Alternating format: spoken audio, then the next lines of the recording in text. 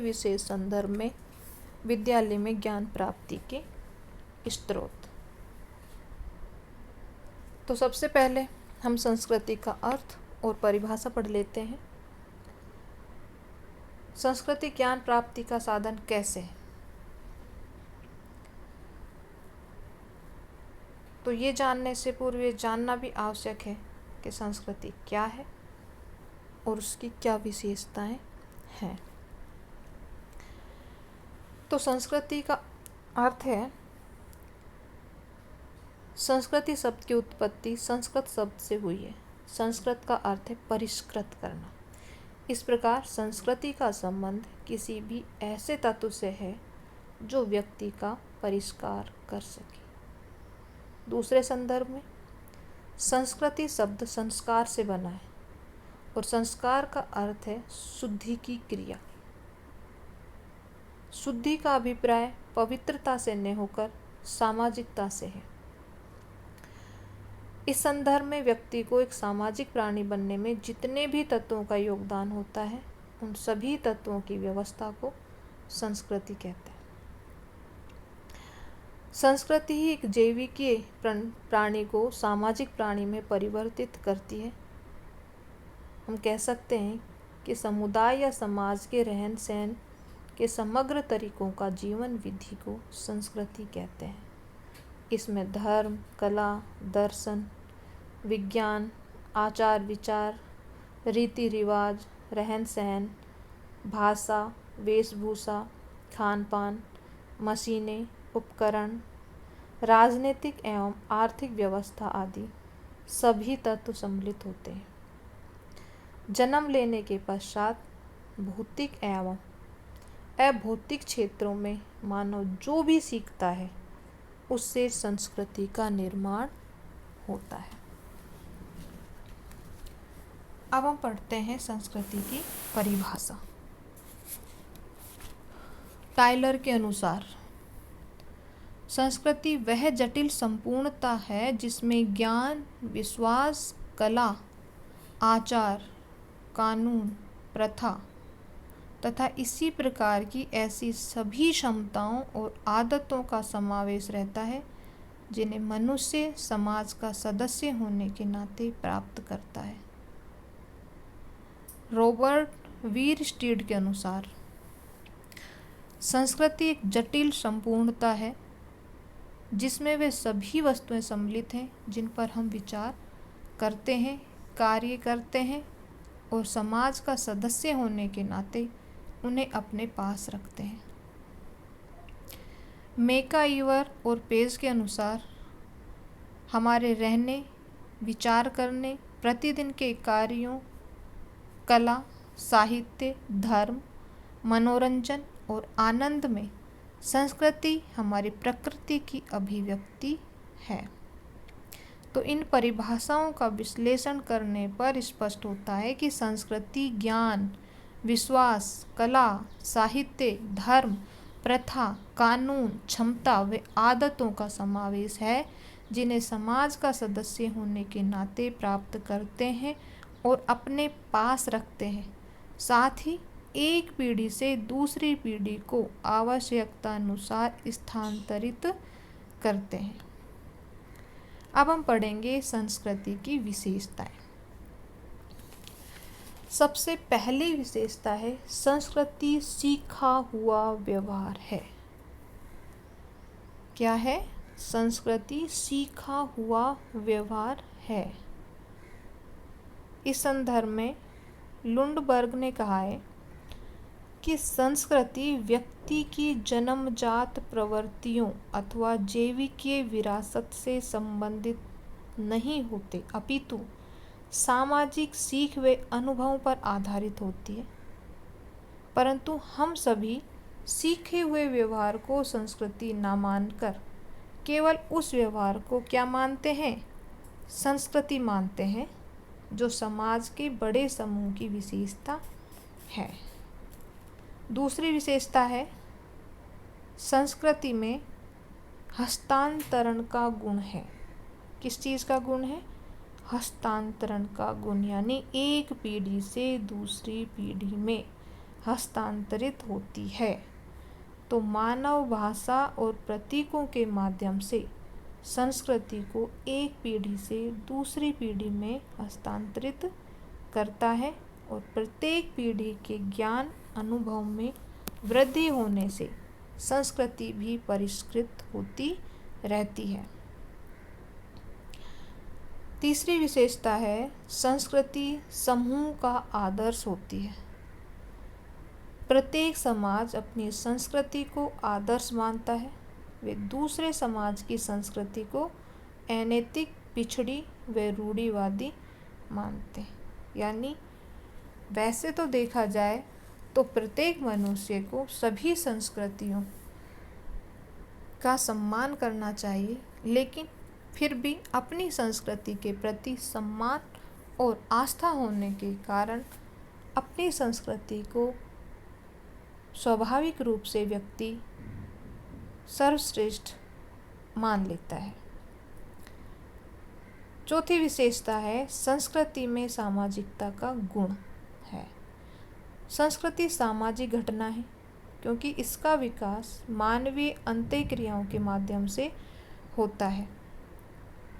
संस्कृति व्यक्ति विशेष की न होकर संपूर्ण समाज की होती है क्योंकि इसमें सामाजिक गुण जैसे धर्म, कानून, लोकाचार, प्रथा, परंपरा, जनरीति, कला, साहित्य, आविष्कार व भाषा होती है।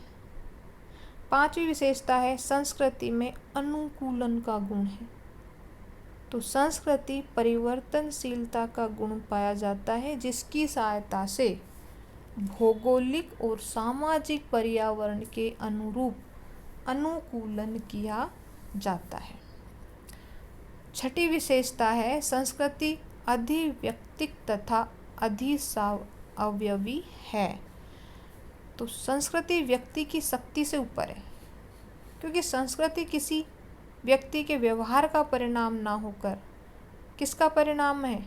सामूहिक व्यक्तियों के व्यवहार की उपज है, उसका परिणाम है। अब हम पढ़ेंगे संस्कृति और शिक्षा। प्रत्येक विद्यालय में भिन्न भिन्न संस्कृति और परंपराओं के विद्यार्थी होते हैं जो अपनी संस्कृति व परंपराओं का ज्ञान कहाँ से लेके आते हैं? अपने परिवार से लेकर आते हैं। विद्यार्थी परस्पर अंतःक्रिया के द्वारा एक दूसरे की संस्कृति एवं परंपराओं का ज्ञान प्राप्त करते हैं। इस प्रकार विद्यालय संस्कृति के ज्ञान प्राप्ति का स्रोत बन जाते हैं। संस्कृति और शिक्षा का घनिष्ठ संबंध इस तथ्य से भी स्पष्ट होता है कि शिक्षा का एक प्रमुख लक्ष्य बालक को उसकी सामाजिक विरासत, उसकी संस्कृति प्रदान करना है। प्रत्येक मानव समूह में हजारों सालों के विकास के परिणाम स्वरूप संस्कृति के विभिन्न अंगों का विकास होता है। यह संस्कृति प्रत्येक पीढ़ी द्वारा नई पीढ़ी को सौंपती जाती है। इस प्रकार प्रत्येक व्यक्ति किसी न किसी संस्कृति में जन्म लेता है। इस सांस्कृतिक विरासत में उसे जीवन के प्रत्येक क्षेत्र में कार्य करने के निश्चित प्रतिमान और प्राप्त करने के मूल्य यानी वैल्यूज़ मिल जाते हैं और उसे हर समय नए सिरे से प्रयोग नहीं करने पड़ते। संस्कृति का मनुष्य के जीवन में अत्यधिक महत्व है और इस महत्व के विवेचन से ये स्पष्ट होगा कि संस्कृति के विभिन्न अंगों की शिक्षा से मनुष्य को लाभ होता है। अब हम संस्कृति के कार्य और व्यक्ति का उसमें योगदान को कुछ उदाहरणों के माध्यम से समझते हैं। तो पहला है सामाजिक परिवेश में समायोजन। संस्कृति में रीति रिवाज, परंपराएं और व्यवहार प्रतिमान शामिल होते हैं। उसमें हमारे विश्वास और विचार, निर्णय और मूल्य, तथा सामाजिक संस्थाएं नीति। इन सब से व्यक्ति को सामाजिक परिवेश से समायोजन करने में सहायता मिलती है। वास्तव में सामाजिक परिवेश में परिवर्तन के साथ साथ इन सब में भी क्या होता रहता है, परिवर्तन होता रहता है। संस्कृति से ही सामाजिक नियंत्रण के प्रतिमान निश्चित होते हैं और इन प्रतिमानों से व्यक्ति पर सामाजिक नियंत्रण रहता है। अस्तु बालक को समूह की संस्कृति की शिक्षा देने से वह समूह की परंपराओं, रीति रिवाजों, मूल्यों और व्यवहार के प्रतिमान से परिचित हो जाता है। इससे उसे सामाजिक परिवेश में समायोजन करने में आसानी होती है और उसका सामाजिकरण होता है। अब दूसरा है प्राकृतिक परिवेश में समायोजन। तो सब मनुष्य किसी न किसी प्रकार के प्राकृतिक परिवेश में रहते हैं और इस परिवेश में समायोजन किए बिना उनका जीवन नहीं चल सकता है। परिवेश से समायोजन करने की प्रक्रिया में वे जो नए नए आविष्कार करते हैं वे संस्कृति का महत्वपूर्ण अंग है। प्राकृतिक परिवेश की भिन्नता के कारण भिन्न भिन्न मानव समूहों में संस्कृति का अंतर हो जाता है। इसी आधार पर आदिम और विकसित संस्कृति में अंतर किया जाता है। भारतवर्ष में विभिन्न जनजातियों के सदस्य अपने प्राकृतिक परिवेश से समायोजन करने के लिए भिन्न भिन्न प्रकार से व्यवहार करते हैं और ये व्यवहार जनजाति द्वारा नई पीढ़ी को सिखाया जाता है। तीसरा है सामाजिकरण। तो सामाजिकरण की प्रक्रिया में संस्कृति का महत्वपूर्ण योगदान है। इसलिए भिन्न भिन्न समाजों में व्यक्ति के सामाजिकरण की मात्रा और दिशाओं में भी भेद पाया जाता है। हर एक समाज का अपना एक एथोस होता है जो कि विभिन्न माध्यमों से व्यक्ति को प्रदान किया जाता है। रोल्फ लिंटन के अनुसार व्यक्ति 3 प्रकार से संस्कृति के अंगों में भाग ले सकता है। सबसे पहले वह सार्वभौमिक रूप में संस्कृति में भाग लेता है, अर्थात उन आदतों, विचारों और संवेगात्मक प्रतिक्रियाओं को अपनाता है जो समाज के सभी प्रौढ़ व्यक्तियों के व्यवहार में पाए जाते हैं। दूसरे, व्यक्ति विशेष रूप से संस्कृति के अंगों में भाग लेता है, अर्थात संस्कृति के उन तत्वों को अपनाता है जो कि समाज के विशिष्ट अंग विशेष, व्यवस्था अथवा विशिष्ट लिंग वाले व्यक्तियों में पाए जाते हैं। तीसरा, व्यक्ति वैकल्पिक रूप से संस्कृति के अंगों में भाग लेता है, अर्थात संस्कृति के उन तत्वों को अपनाता है जो समाज के कुछ ही व्यक्तियों द्वारा अपनाए गए हैं। संस्कृति के अंगों में भाग लेने के वैकल्पिक रूप से मनुष्य के व्यक्तियों में अंतर देखा जा सकता है। जॉर्ज एच मीड के अनुसार संस्कृति को अपनाने में मनुष्य के अहम को 3 अवस्थाओं से गुजरना होता है जो कि वास्तव में शिक्षा की अवस्थाएं कही जा सकती है। तो पहली अवस्था है कि व्यक्ति अपने परिवेश के व्यक्तियों को अनजाने ही अनुकरण करता है, दूसरों को देखकर मुस्कुराता है, हंसता है या और भी बहुत से ऐसे कार्य हैं जो वो दूसरे व्यक्तियों को देखकर करता है। इस प्रकार बाल्यावस्था में मनुष्य अनुकरण द्वारा समूह की संस्कृति को ग्रहण कर लेता है। अब दूसरी अवस्था में बालक विभिन्न प्रकार के खेलों द्वारा समाज के भिन्न भिन्न सदस्यों के कार्यों का अनुकरण करते हैं। इस प्रकार के खेलों से उनके व्यक्तित्वों में विभिन्न प्रकार के गुणों का समावेश होता है। संस्कृति ग्रहण करने की तीसरी अवस्था ही क्या है? खेल है, जिसमें व्यक्ति अपने व्यवहार पर संयम करना सीखता है।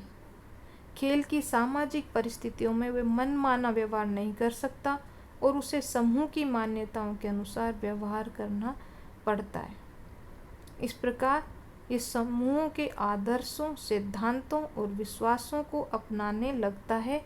इस प्रकार के व्यक्ति को ही सुसंस्कृत व्यक्ति कहा जाता है। चौथा है व्यक्तित्व का विकास।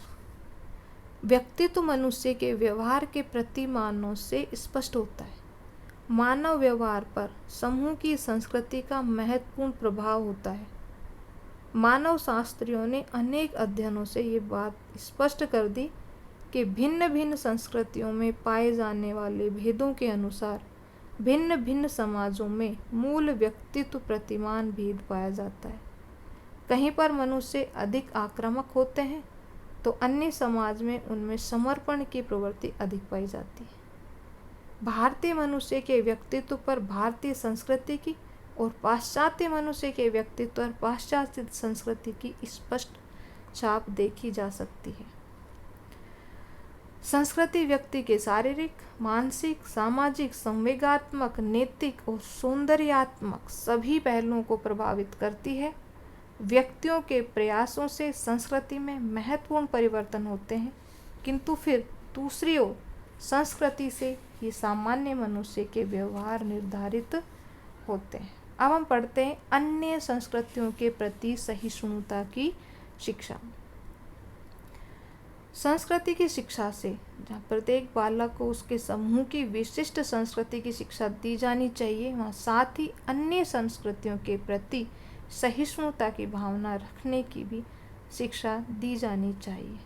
ऐसा ना होने पर ही विभिन्न संस्कृतियों के सदस्य एक दूसरे से सांस्कृतिक अंतर के कारण अपने को श्रेष्ठ और दूसरे को पिछड़ा हुआ समझ बैठते हैं, जिसके परिणाम क्या होते हैं? तनाव बढ़ता है और कभी कभी तो ये तनाव हिंसात्मक व्यवहार में परिवर्तित हो जाता है, जो कि आए दिन तुम समाचार पत्रों में पढ़ते भी हो। भारतवर्ष में सांप्रदायिक दंगों के मूल में एक कारण यह भी है। तो किसी भी समाज में संगठन कायम रखने के लिए अथवा विश्व के विभिन्न समाजों में परस्पर तनाव दूर रखने के लिए ये आवश्यक है कि संसार में सभी बालकों को अपनी संस्कृति की शिक्षा के साथ साथ अन्य संस्कृतियों की भी शिक्षा दी जाए। इसके लिए संस्कृति के विभिन्न अंगों की शिक्षा में विभिन्न संस्कृतियों की ओर ध्यान दिया जाना चाहिए। जैसे जहाँ बालक को अपने समूह के धर्म से परिचित कराया जाए, वहाँ उसे ये भी बताया जाना चाहिए कि संसार की अन्य संस्कृतियों में मूल रूप से वही बात पाई जाती है जो उसकी अपनी संस्कृति में है, केवल उनके स्वरूप में अंतर होता है। बालक को ये समझाना चाहिए कि किसी भी देश की संस्कृति उसके प्राकृतिक परिवेश से प्रभावित होती है। क्योंकि भिन्न भिन्न देशों से भिन्न भिन्न प्राकृतिक परिवेश पाया जाता है, अस्तु उनमें सांस्कृतिक अंतर पाया जाना स्वाभाविक है और इससे किसी भी संस्कृति का ऊंचा या नीचा होना सिद्ध नहीं होता।